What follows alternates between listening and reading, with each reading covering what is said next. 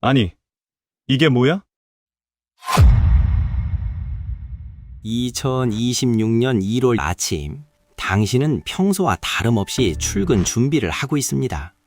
하지만 휴대폰에 올린 급여 명세서 알람 하나가 당신의 모든 계획을 송두리째 바꿔놓을 겁니다.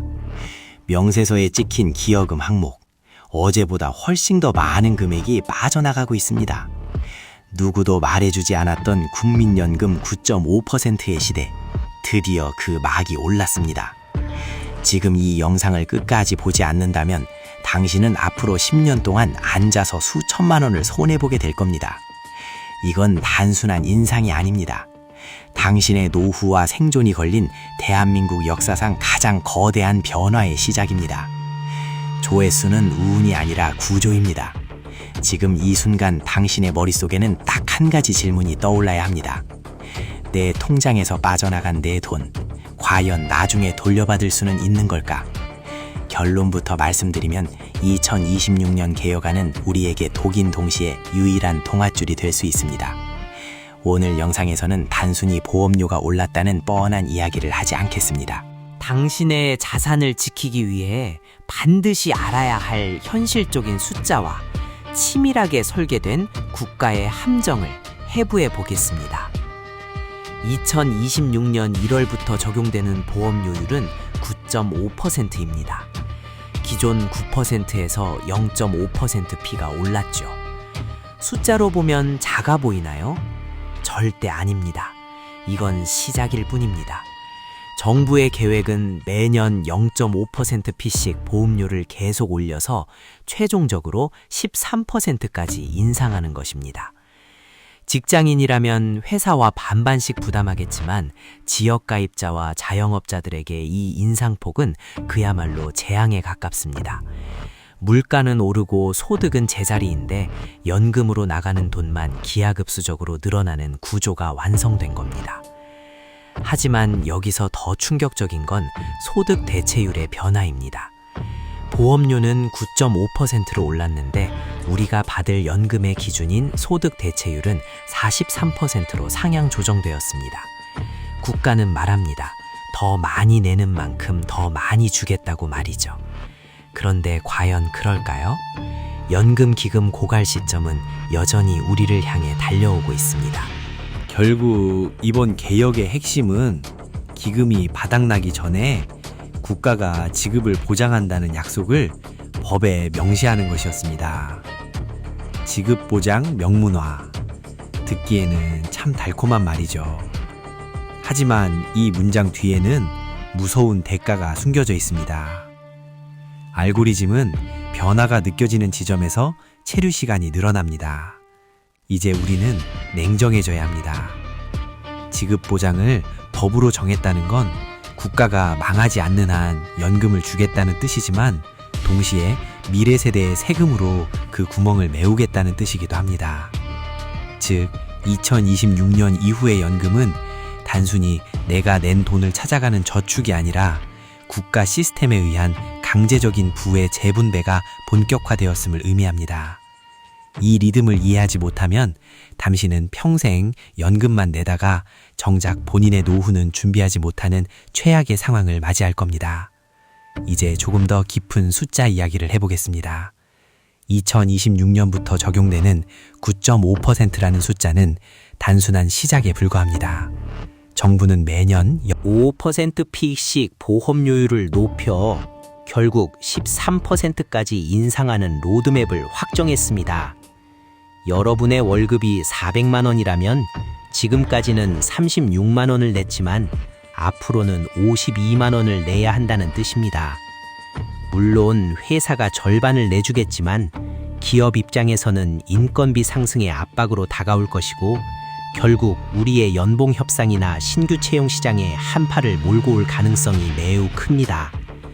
하지만 여기서 우리가 주목해야 할 반전이 있습니다. 바로 국가지급보장 명문화입니다. 정부는 이번 개혁을 통해 연금 지급을 국가가 법으로 보장하겠다고 선언했습니다. 불안해하는 청년 세대를 달래기 위한 강력한 카드였죠. 그런데 여기서 질문을 하나 던져보겠습니다. 국가가 돈이 없으면 어떻게 지급을 보장할까요?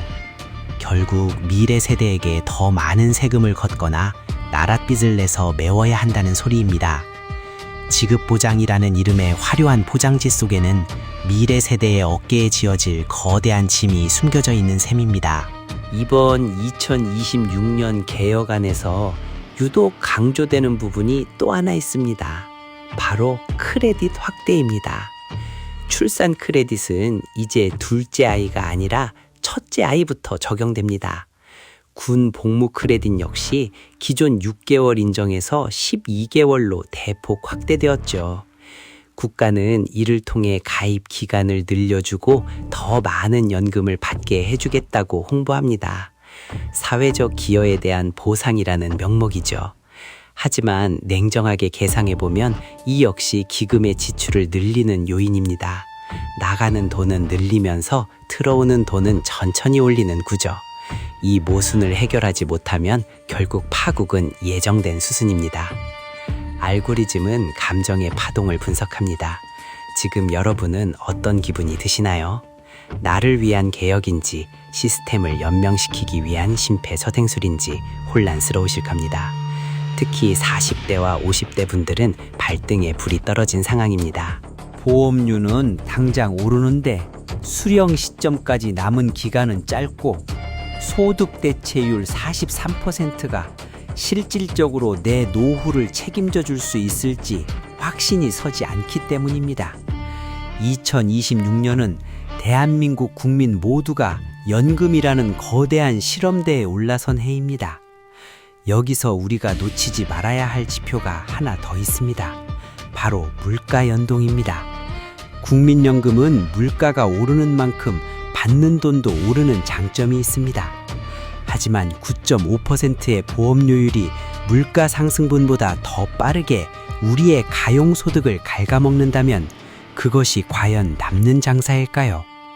국가가 설계한 보상 루프 속에 우리가 중독되어 정작 더 중요한 개인적인 자산 형성을 놓치고 있는 것은 아닌지 반드시 되돌아봐야 합니다. 조회수의 구조가 심리적 보상 구조이듯 연금의 구조 역시 국가와 개인 간의 치열한 심리전입니다. 이제 가장 중요한 질문에 답해야 할 시간입니다. 변화는 이미 시작됐고 고지서는 날아옵니다. 그렇다면 우리는 이 구조 속에서 어떻게 살아남아야 할까요? 첫 번째 전략은 가입 기간의 극대화입니다. 이번 개혁으로 소득 대체율이 43%까지 상향되었지만 이는 40년 가입을 전제로 한 숫자입니다. 단 한 달이라도 가입 기간을 늘리는 것이 수익률 측면에서 가장 강력한 무기가 됩니다. 반납제도나 추납제도를 적극 활용해 비어있는 기간을 메우는 것이 그 어떤 재테크보다 확실한 보상을 줄 겁니다. 두 번째는 크레딧 제도의 빈틈없는 활용입니다. 2026년부터 확대되는 군복무 크레딧 12개월과 첫째 아이부터 적용되는 출산 크레딧은 국가가 주는 공짜 보너스입니다. 이 신호를 놓치지 마세요. 특히 군복무 크레딧은 본인이 신청해야만 혜택을 볼 수 있는 경우가 많으니 반드시 확인이 필요합니다. 알고리즘이 의도의 기록이듯 연금 역시 당신이 움직인 기록만큼만 보상해줍니다. 세 번째는 연금 계좌의 포트폴리오 다변화입니다. 국민연금이 국가 지급보장이라는 안전장치를 얻었지만 그만큼 보험료 부담은 13%까지 계속 커질 것입니다. 즉, 국민연금 하나에만 모든 노후를 거는 것은 매우 위험한 도박입니다. 퇴직연금과 개인연금을 통해 국가가 통제할 수 없는 자신만의 사적연금 방어선을 구축해야 합니다. 국가가 9.5%를 가져갈 때 당신은 나머지 소득으로 더 똑똑한 리듬을 만들어야 합니다. 유튜브의 진짜 목적이 체류 시간 극대화이든 국가의 목적은 이 시스템을 최대한 오래 유지하는 겁니다. 하지만 크리에이터인 당신의 목적은 이 시스템 안에서 생존하고 승리하는 것이죠.